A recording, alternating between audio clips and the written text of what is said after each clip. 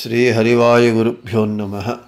ಓಂ ವಂದೇ ವಿಷ್ಣುಂ ನಮಾಮಿ ಶ್ರಿಯಮಥ ಚ ಭುವಂ ಬ್ರಹ್ಮವಾಯೂ ಚ ವಂದೇ ಗಾಯತ್ರೀಂ ಭಾರತೀಂ ತಾಮಪಿ ಗರುಡಮನಂತಂ ಭಜೆ ರುದ್ರದೇವಂ ದೇವೀಂ ವಂದೇ ಸುಪರ್ಣೀಮಹಿಪತಿದಯಿತಾಂ ವಾರುಣೀಮಪ್ಯುಮಾಂ ತಾಂ ಇಂದ್ರಾದೀನ್ ಕಾಮಮುಖ್ಯಾನಪಿ ಸಕಲಸುರಾನ್ ತದ್ಗುರೂನ್ ಮದ್ಗುರೂಂಶ್ಚ ಅಭ್ರಮಂ ಭಂಗರಹಿತಂ ಅಜಡಂ ವಿಮಲಂ ಸದಾ ಆನಂದತೀರ್ಥಮತುಲಂ ಭಜೆ ತಾಪತ್ರಯಾಪಹಂ. ಪ್ರಸನ್ನಶೂರಮಾಧವಕರಾಬ್ಜೋತ್ಥಾನ್ ಯತೀಶ್ವರಾನ್ ವೀರರಾಮರತಾನ್ ವಂದೇ ವಿದ್ಯಾಸಾಗರಮಾಧವಾನ್. ಜಲಜ್ಯೇಷ್ಠನಿಭಾಕಾರಂ ಜಗದೀಶಪದಾಶ್ರಯಂ ಜಗತೀತಲವಿಖ್ಯಾತಂ ಜಗನ್ನಾಥಗುರುಂ ಭಜೆ. ಪೃಥ್ವೀಮಂಡಲಮಧ್ಯಸ್ಥಾಃ ಪೂರ್ಣಬೋಧಮತಾನುಗಾಃ ವೈಷ್ಣವಾಃ ವಿಷ್ಣುಹೃದಯಾಃ ತಾನ್ ನಮಸ್ಯೆ ಗುರುನ್ ಮಮ. ಆಪಾದಮೌಳಿಪರ್ಯಂತಂ ಗುರುಣಾಮಾಕೃತಿಂ ಸ್ಮರೇತ್ ತೇನ ವಿಘ್ನಾಃ ಪ್ರಣಶ್ಯಂತಿ ಸಿದ್ಧ್ಯಂತಿ ಚ ಮನೋರಥಾಃ. ಶ್ರೀಗುರುಭ್ಯೋ ನಮಃ. ಹರಿ ಓಂ. ಹರಿಕಥಾಮೃತಸಾರ ಗುರುಗಳ ಕರುಣದಿಂದ ಆಪನಿತು ಪೇಳುವೆ ಪರಮ ಭಗವದ್ಭಕ್ತರಿದನಾದರದಿ ಕೇಳುವುದು.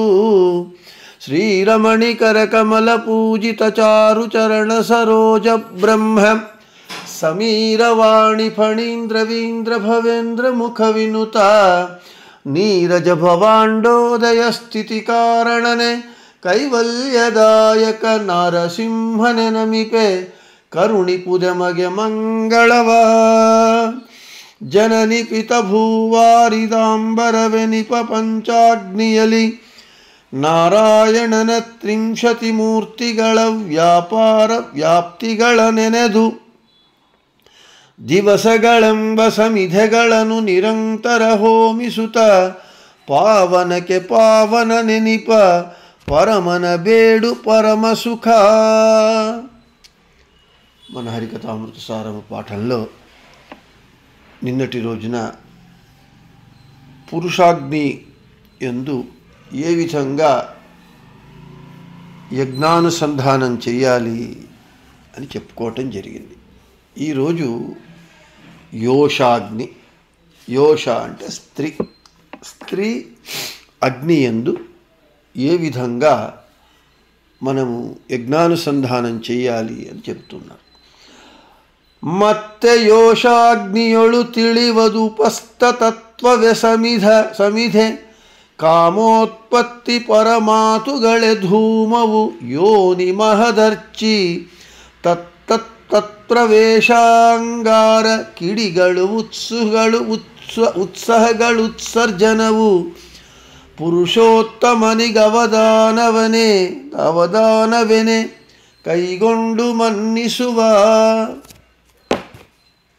ಪದಚ್ಛೇದము. ಮತ್ತೆ ಯೋಷಾಗ್ನಿಯೊಳು ತಿಳಿವದು ಉಪಸ್ಥ. ತಿಳಿವದು ಉಪಸ್ಥ ಅన్నారు. ತಿಳಿವದು ಉಪಸ್ಥ ತತ್ವವೇ ಸಮಿಧೆ ಕಾಮೋತ್ಪತ್ತಿ ಪರ ಮಾತುಗಳೇ ಧೂಮವು ಯೋನಿ ಮಹದರ್ಚಿ ತತ್ಪ್ರವೇಶಾಂಗಾರ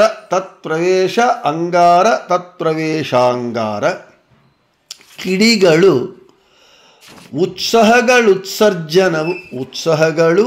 ಉತ್ಸರ್ಜನವು ಪುರುಷೋತ್ತಮನಿಗೆ ಅವದಾನವೆನೆ ಕೈಗೊಂಡು ಮನ್ನಿಸುವ. ఇక ప్రతిపదార్థం. ಮತ್ತೆ ಯೋಷಾಗ್నియుడు పునః అంటే పురుషాగ్ని యందు హోమము అనంతరము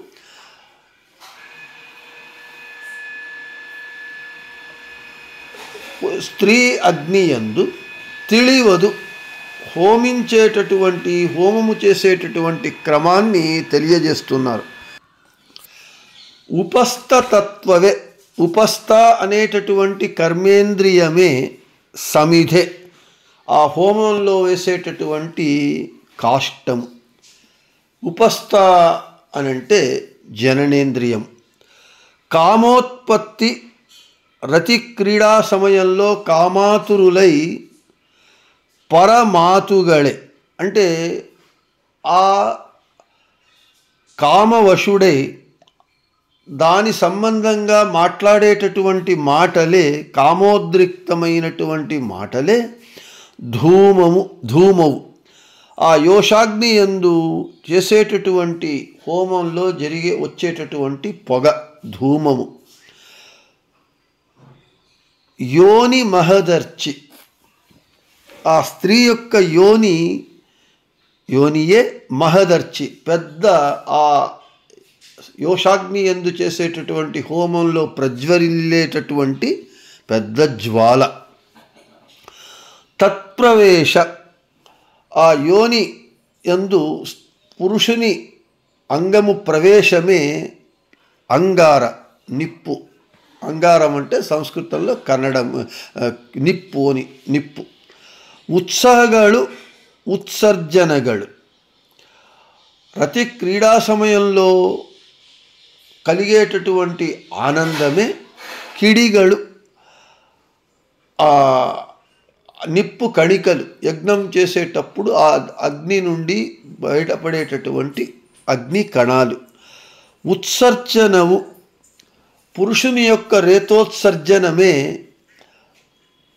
పురుషోత్తమునికి, ఆ పురుషోత్తముడైనటువంటి భగవంతునికి ఈ అగ్ని యొక్క, యోషాగ్ని యొక్క ముఖ్య భగవద్రూపము అనిరుద్ధుడు.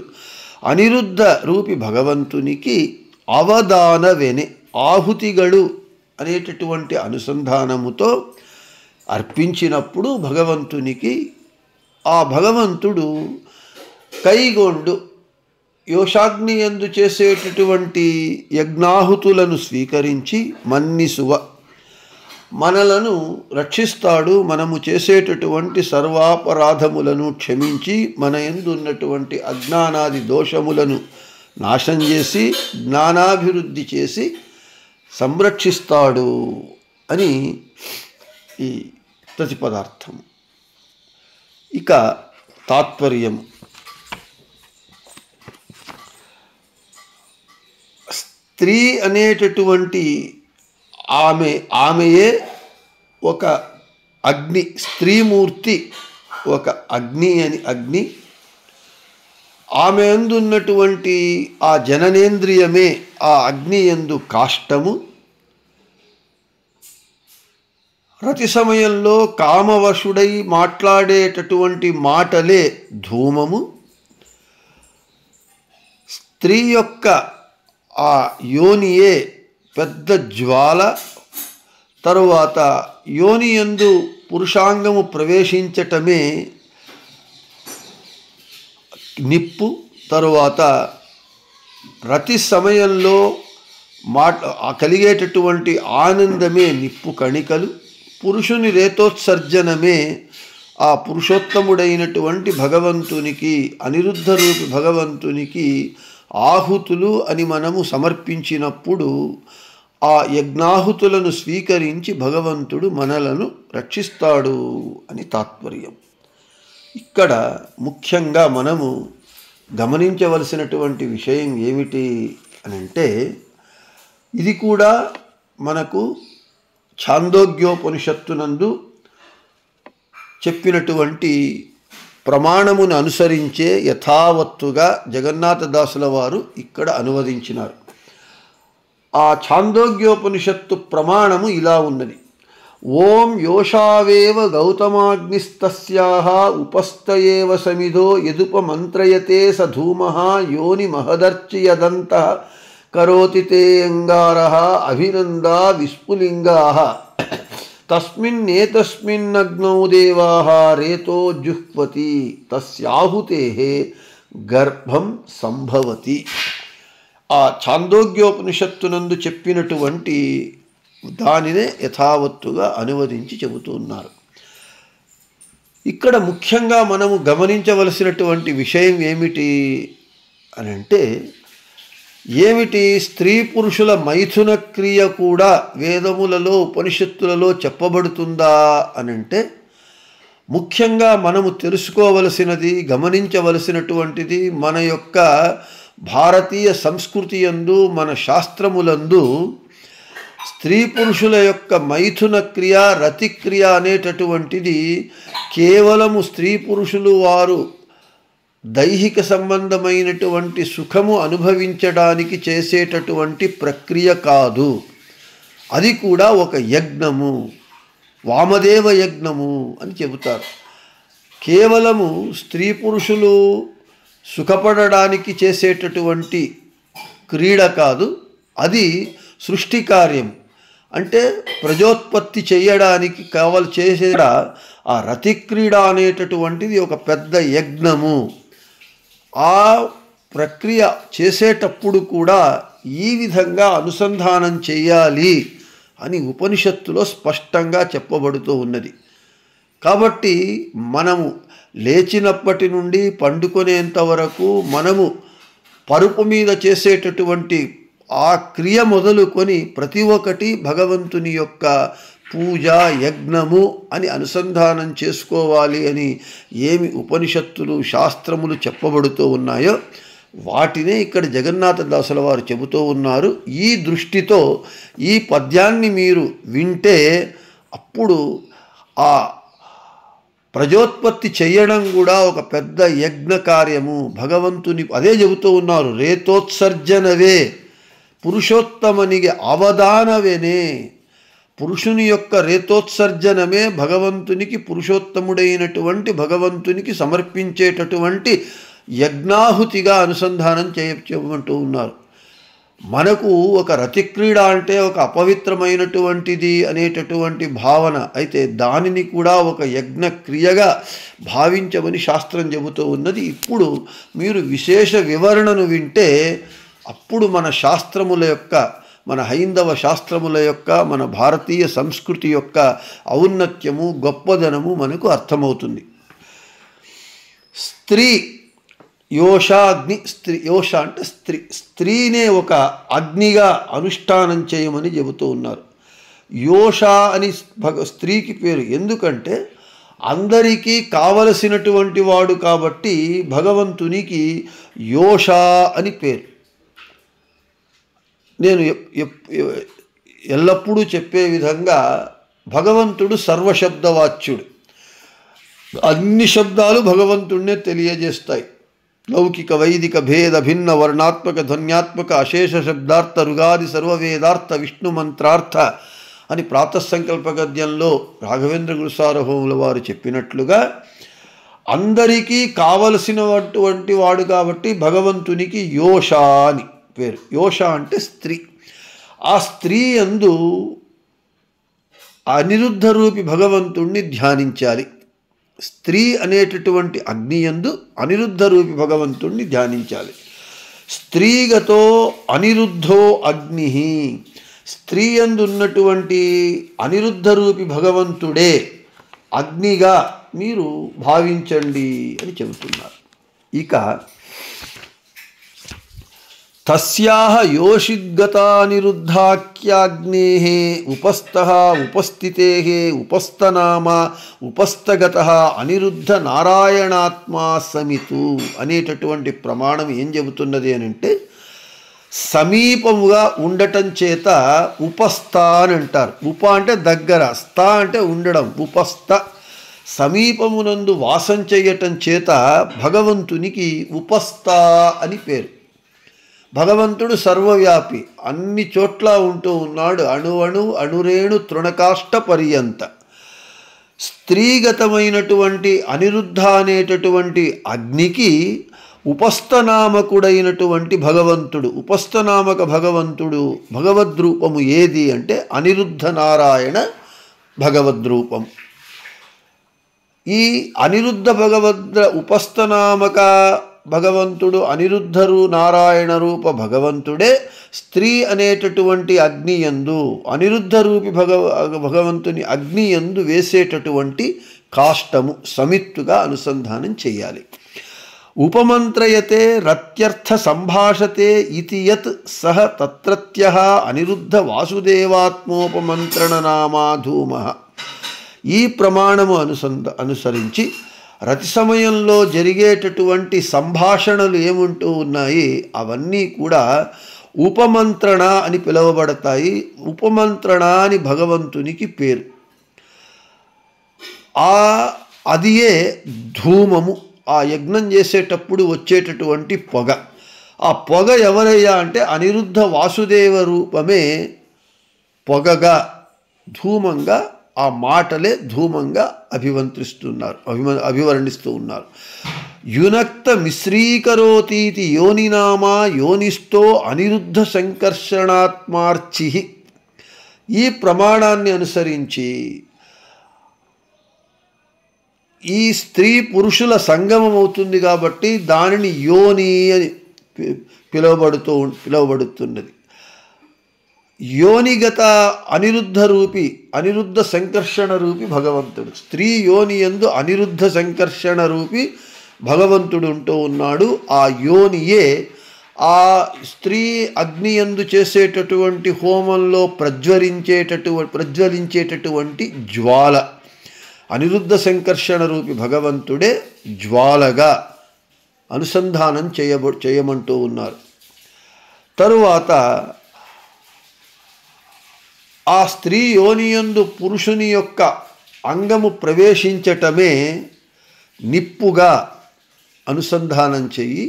అక్కడ భగవద్రూపము ఏ భగవద్రూపాన్ని అనుసంధానం చేయాలి అంటే అనిరుద్ధ ప్రద్యుమ్న రూప భగవంతునికి అనుసంధానం చేయమంటూ ఉన్నారు. అభినందతీత్యభినందనామా అభినందగతో అనిరుద్ధానిరుద్ధాత్మా విస్ఫులింగా. ఇక అభినంద అనేటటువంటి అంటే రతియందు ఉత్సాహాన్ని ఇచ్చేటటువంటి వాడు. రతియందు ఉత్సాహం కలుగుతుంది. ఆ ఉత్సాహము ఇచ్చేటటువంటి వాడికి అభినంద, ఆ ఉత్సాహాన్ని ఇచ్చేటటువంటి వాడు భగవంతుడు కాబట్టి అతనికి అభినంద అని పేరు. ఆ అభినంద నామక ఆ ఉత్సాహాన్ని ఇచ్చేటట్టు ఆనందమునందు అనిరుద్ధ భగవద్రూపాన్ని అనుసంధానం చేయాలి. అవియే ఆ ఆనందమే అగ్నిగుండంలో నుంచి వచ్చేటటువంటి నిప్పు కణికలుగా అనుసంధానం చేయమని చెబుతూ ఉన్నారు. ఇక పురుషుడు తాను చేసేటటువంటి రేతోత్సర్జనము, వీర్యాన్ని విసర్జిస్తాడు కదా, దానినే ఆ పురుషోత్తముడైనటువంటి భగవంతునికి సమర్పించేటటువంటి ఆహుతిగా అనుసంధానం చెయ్యి. ఈ విధంగా నీవు ఆ రతిక్రీడను అనుసంధానం చేస్తూ యోషాగ్ని యందు చేసేటటువంటి ఇది యజ్ఞ ప్రక్రియ అని ఈ అగ్ని యొక్క ముఖ్య భగవద్రూపము అనిరుద్ధుడు.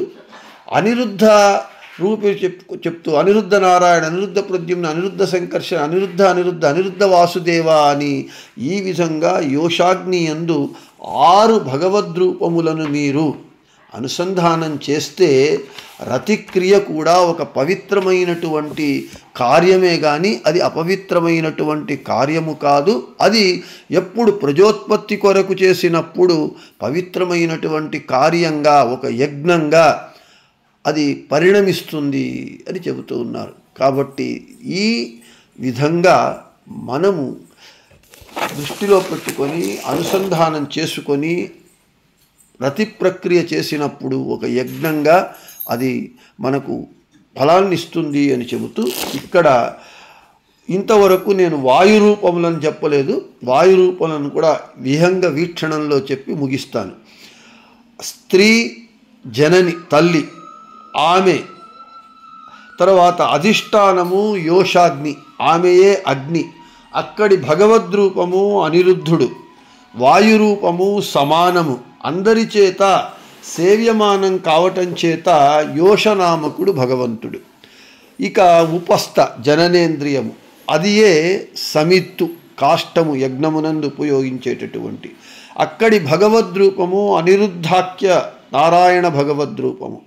వాయువు సమాన ప్రాణవాయువు, సమీపంలో ఉండటం చేత భగవంతుడు ఉపస్థ శబ్దవాచ్యుడు. కామోత్పత్తి, అధిష్టానము, ధూమము, అనిరుద్ధ వాసుదేవ భగవద్రూపము ధ్యానం చేయాలి. సమాన అపాన వాయువును ధ్యానం చేయాలి. రతియందు కామోత్పత్తితో మాట్లాడతాడు కదా, ఆ మాటలే ఉపమంత్రణ అని చెబుతారు. ఆ ఉపమంత్రణ నామక భగవద్రూపము. యోని, స్త్రీ యోని, అదియే ఒక పెద్ద జ్వాల, మహాజ్వాల. అక్కడ అనిరుద్ధ సంకర్షణ భగవద్రూపాన్ని ధ్యానించాలి. సమాన వ్యాన వాయువును ధ్యానించాలి.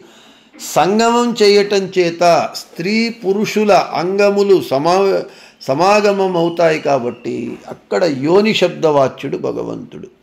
యోని ప్రవేశమే పురుషాంగము స్త్రీ యోని ప్రవేశం చెయ్యటమే నిప్పు. అక్కడ అనిరుద్ధ ప్రద్యుమ్న భగవద్రూపము. వాయురూపము సమాన ఉదాన వాయురూపము. తరువాత అక్కడి క్రియ. ఇక ఆనందము, ఉత్సాహము, రతిక్రీడలో కలిగేటటువంటి ఆనందమే నిప్పు కణికలు. అక్కడి భగవద్రూపము అనిరుద్ధ భగవద్రూపము. సమాన వాయురూపము. రతిక్రీడయందు ఆనందము కలుగుతుంది కాబట్టి కలిగిస్తాడు కాబట్టి ఆ భగవంతుడు అభినంద శబ్దవాచ్యుడు. ఈ విధంగా యోషాగ్ని యందు మనము యజ్ఞానుసంధానము చేయాలి. జ్ఞానముతో చేసినప్పుడు ఆ క్రియ కూడా భగవంతుని పూజగా, యజ్ఞంగా భగవంతుడు స్వీకరించి మన దోషములను నాశనం చేసి మనలను రక్షిస్తాడు అని చెబుతూ శ్రీకృష్ణార్పణమస్తు, మధ్వేషార్పణమస్తు. అందరికీ శుభమస్తు.